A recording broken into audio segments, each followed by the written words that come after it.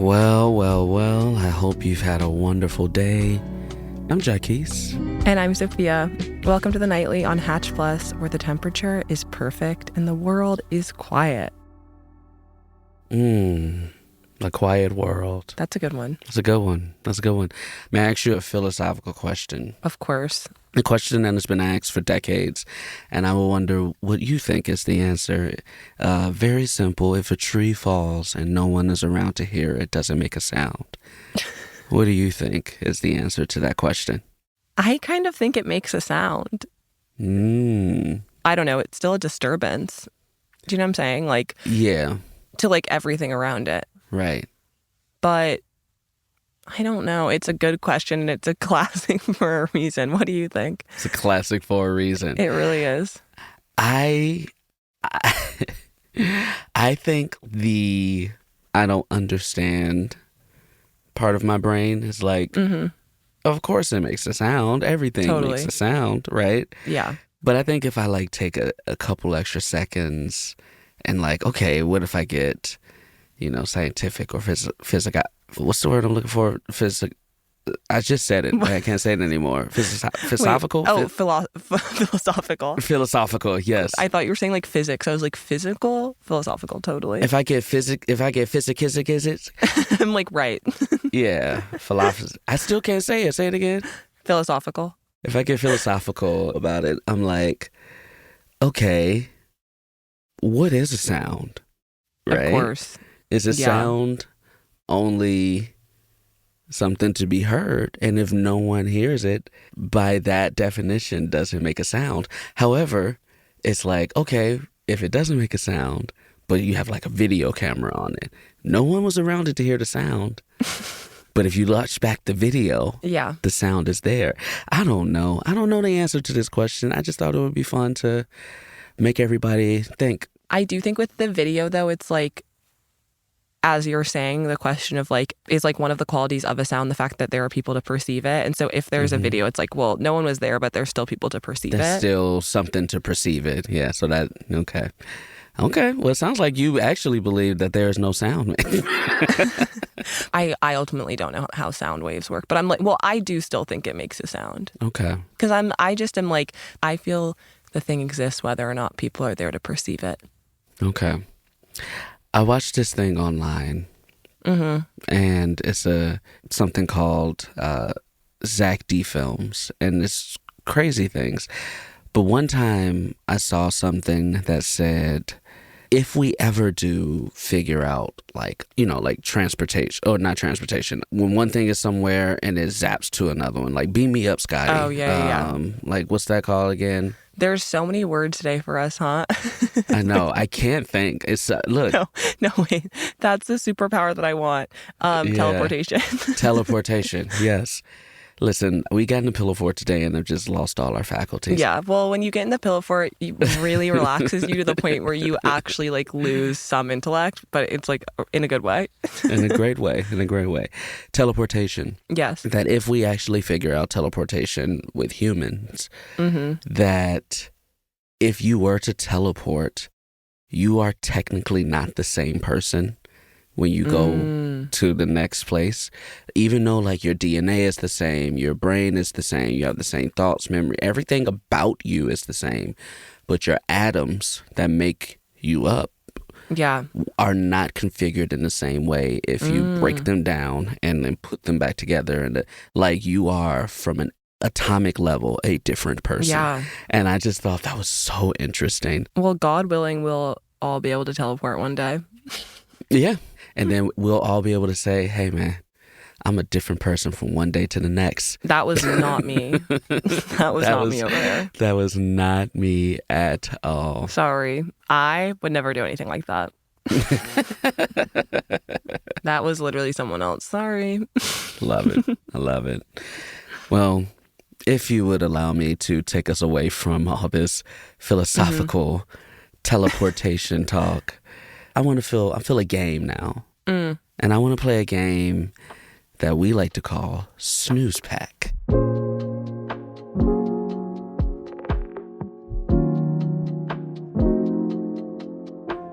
Me and you, are going to work together to assemble what we think our ideal collection of 6 different things are with a theme.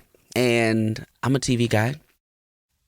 I've been recently blessed with the opportunity to film a 2nd season of the TV show that I host. Yay. So I'm in like a TV mode right now. And so I want to do comfort TV shows. Amazing. We're going to build a 6-pack. It's 3-on-3. We'll both take turns. But Sophia, would you like to go first?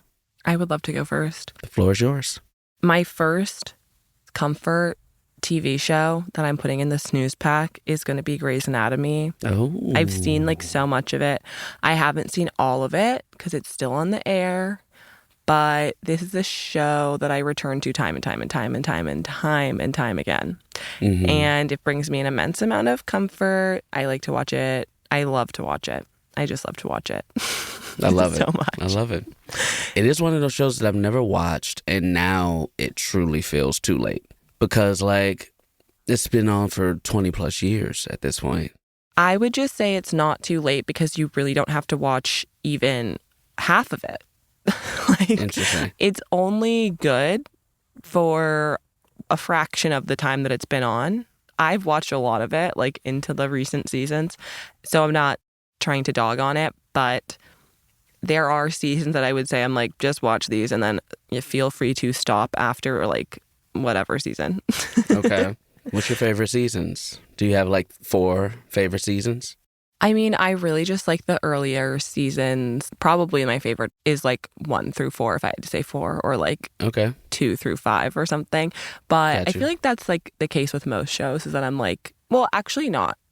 I feel like with like comedy shows in particular, actually oftentimes those I'm like, the 2nd season will be better because they'll kind of be more in like a groove or something. But with shows that have been on for a really long time and are like kind of like soapy or dramatic, I often am like, the early seasons are kind of where it's at. And then things go a bit off the rails.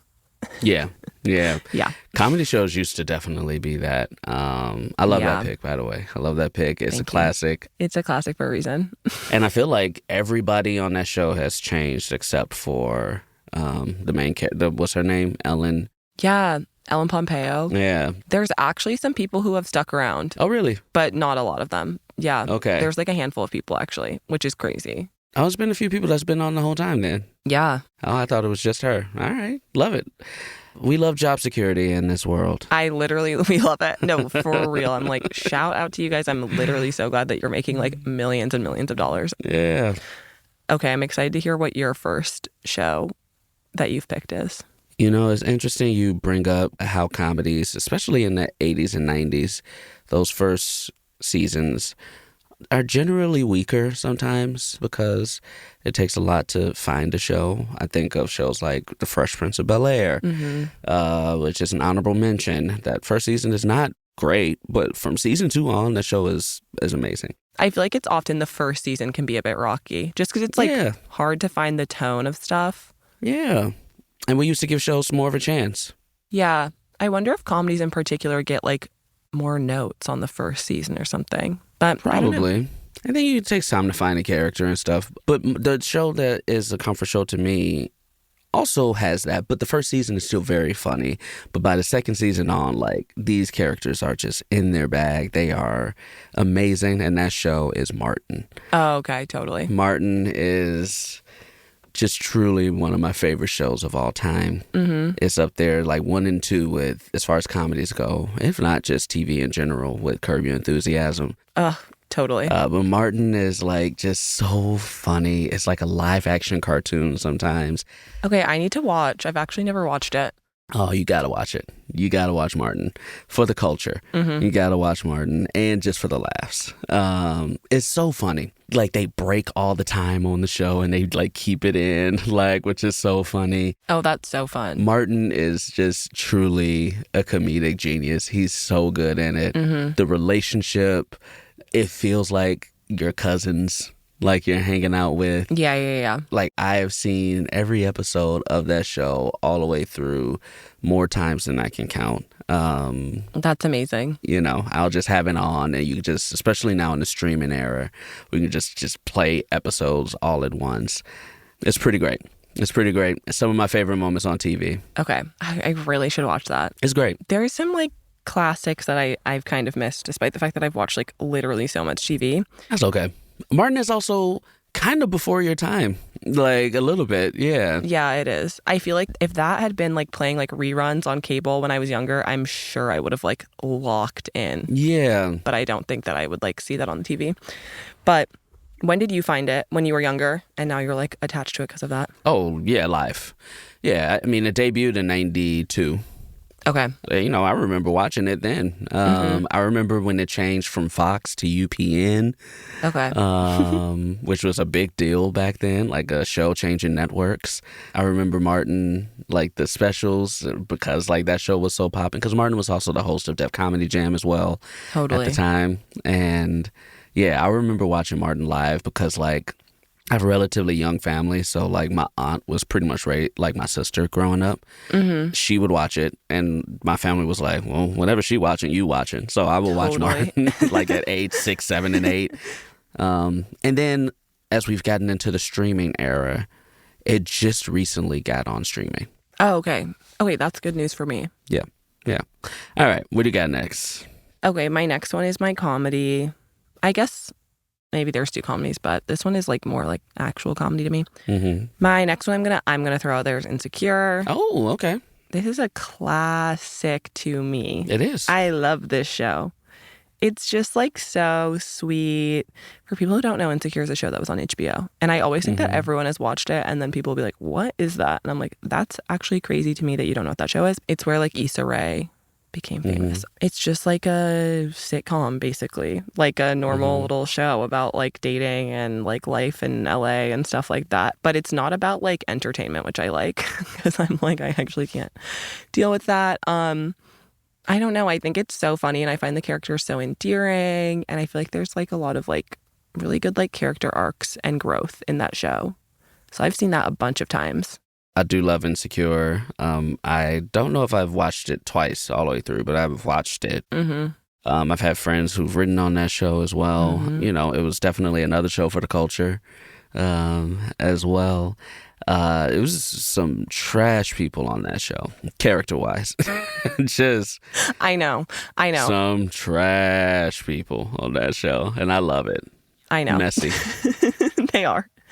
They really are. My brother wrote on that show, actually, which was like amazing. That's tight. Because it was like our favorite show. But we would always talk about how he was like, it's stress. I mean, that's part of like writing on a show that's so stressful is that it's like, it's awesome because people really care about it. But then when you have these like messy characters, they're like, it's actually kind of scary. People, like the fans are like really mad. Yeah. All right. So let me ask you this one insecure question before I throw mine out there. Were you team Issa, team Lawrence? I was kind of team Lawrence. I'm going to be real. Okay. Yeah. I'm kind of team Lawrence. What were you? Yeah, I'm team Lawrence too. I was team Lawrence too. I mean, like, okay, she cheated on him. She did. But he was so bad. But you forget he was such a bum in the beginning. Where it's No, like, that's not a reason. That's not a reason to cheat, Sophia. He was that. I've talked this. I love this because I've talked about this with so many people. It was like a reason to cheat. He was on the couch. That's not a reason to cheat on somebody. I know, and I actually will say that upon a rewatch, you're like, damn, he wasn't actually that bad. No, he was in between jobs. He was like literally just depressed and unemployed. Yes, which is I get. I've been there. I know. All right. Okay. But okay. Look, people make mistakes. I love it. Insecure is a good one. That's a really good one. It's a I love classic. that show. Yeah. Okay. What's your next? My next one is the classic definition of a comfort show. It has been on for over 60 plus years. It is a soap opera, and it is General Hospital. General Hospital is my number 2 comfort show. I've watched every episode for That's awesome. probably the past, since like 2010, 11, somewhere around there. So almost 12, 13 years. Ugh, that is so awesome. And you're just like enjoying it the whole time. Yeah, I mean, don't get me wrong. There are some parts where I'm like, this is bad. I hate these characters. This is, but that's the definition of a comfort show, and that's what a soap opera is. Yeah. And like, I don't watch it like during the daytime because I have a job and I'm not 82 years old. But like, of course, like I watch it on like Hulu so I can bank episodes. So like, I'll sit down and put on an episode or two while I'm eating or like doing whatever. But it just brings me comfort. And like when a storyline really hits, you get really into it, and those are the best too. Have they replaced the characters? Because like with Grey's Anatomy, I'm like so few of the original characters are left, but how many of people have like stayed there or whatever? Yeah, well, everyone who started on General Hospital has passed away. Right. And that is also when I was like, they must be so old. Yeah. Okay, and rest in peace, of course. You're still getting some characters who've been on for like 50 years. Okay. At least. Wait, 50 years? Yeah, 40, 50 years. Oh my gosh, that is so crazy. It's a lot. And then, but like some of them are passing away. Like one just passed away. That's a current storyline right now. Is I know somebody who is listening to us watches this show. A character, Monica Quartermain. She passed away earlier this year or last year. They are just getting around to her character passing away on the television show. She's been on since the 60s, 70s, something like that, or the 70s. Oh my gosh, that is amazing. Yeah. I'm so sorry, obviously, about her. I just mean it's amazing that people can work on a show for so long. Yeah. That's wild. And they do replace characters with different actors, like if they need the character to come back, but the actor is no longer wanting to do it or something happened, they will replace the character or the actor as well. Totally. But not for what they call legacy characters. Okay. If you're a legacy character, you're the only person that can play that character. And when you pass away, you know, like Tristan Rogers just passed away as well, who played Robert Scorpio. And they're going to get to his funeral scenes in the show pretty soon. Yeah. Wow. Oh my gosh. Okay. I'm like, I need to watch. There's so many shows I need to watch, and that one is like thousands of episodes. Yeah. But see, that's the thing about General Hospital is you can jump in anytime. You can. Okay. That makes sense. And you will be like, what is going on? But after like 2-3 months, you are starting to get into it because the storylines change. Yeah. It's every day. And soap operas do this really weird thing where they over-explain things all the time. Yeah, of course. You know, for that specific reason. And everybody is their first and last name. Like, all the time. It's great. All right, what's your last one? My last one, and this one is like so seasonal to me. It's very like cozy, like cold weather vibes. Is Gilmore Girls. Oh my God, I love this show. Oh, very good. This is another show where I'm like, I rewatch the like early seasons a lot. And then recently I was like, I should like go all the way through this time. Yeah. But yeah, dang, I love that show. It's just like so cozy. And like, I love the town it's in because I'm like, I want to go there so bad. I love Stars Hollow. And every time there's a chill in the air, I'm like, it's time that we put on Gilmore Girls, you guys. Yeah. It feels like a cozy fireplace show.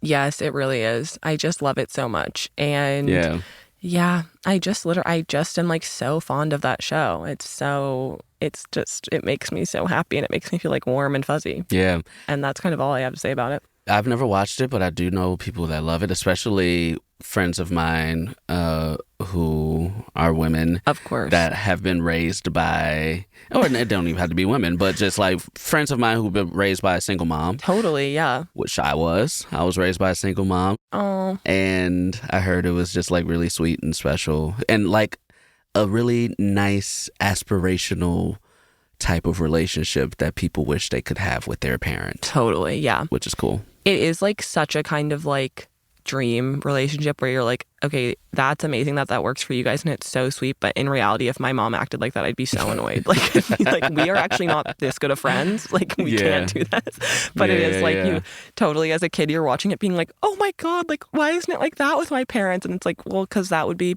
insane. But yeah.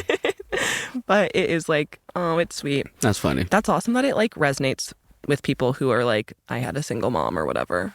I love that. All right. My last one is broad, but Wait, what's this? It's broad as in the category. Oh. I've never heard of that. I've never heard of broad before. Like, it sounds offensive. It's cartoons. Oh, amazing. Now, there are specific cartoons that work better for me. I'll rattle off a few. I am a huge Looney Tunes fan. I have a tattoo of Bugs Bunny on my arm. Okay, period. I'm a huge Tom and Jerry fan. I grew up on the Flintstones, Scooby-Doo, Rugrats, the first 3 seasons of SpongeBob. Totally. All the Nicktoons. Like, going back and watching the cartoons that I grew up on is such a comfort for me. That's so sweet. I love it. That's a good one. I can watch cartoons for hours and hours on end. Yeah, they are like so comforting. And it is like nothing changes, which is awesome. Yeah. I've read this before. It's a sign of an anxious mind. Like watching shows over and over and over, and cartoons are so short that you can do that. It's because like you know what's going to happen. Yeah. You know, it's helpful. So yeah. It's amazing. Yeah, it's great. Yeah, my friends and I have been watching these Barbie movies basically that are like, they're animated. And I never watched them as a kid, but 2 of my friends did. And there's like 5 of us or 6 of us watching it together, and watching the 2 of our friends who have seen them and have them like ingrained in their memory is like the sweetest and also like funniest thing in the world. Yeah. Because they're like so attached to them, and they'll just say the funniest things where they're like, oh my God, this Barbie fairy is like so beautiful. And we're like, okay, so it is like an animated doll, but like because they watched it when they were young, they're just like so attached to them. But yeah, I was saying I want to rewatch SpongeBob actually also. Listen, first 3 seasons I put up against any television out there. Okay, maybe I'll do that then. That's so good. It's so good. It's so funny. What a snooze pack. I feel drunk on nostalgia and drunk on comfort. And it's a beautiful thing. So saying that, thank you for sharing and creating this snooze pack with me, Sophia. And I'm getting a little tired. So I think I'm going to go ahead and turn it on in. You know what? Me too. I'm also feeling the effects of the snooze pack. So I think I'm going to go to sleep, and I'll talk to you next time. Good night, Jacquis. Good night, Sophia.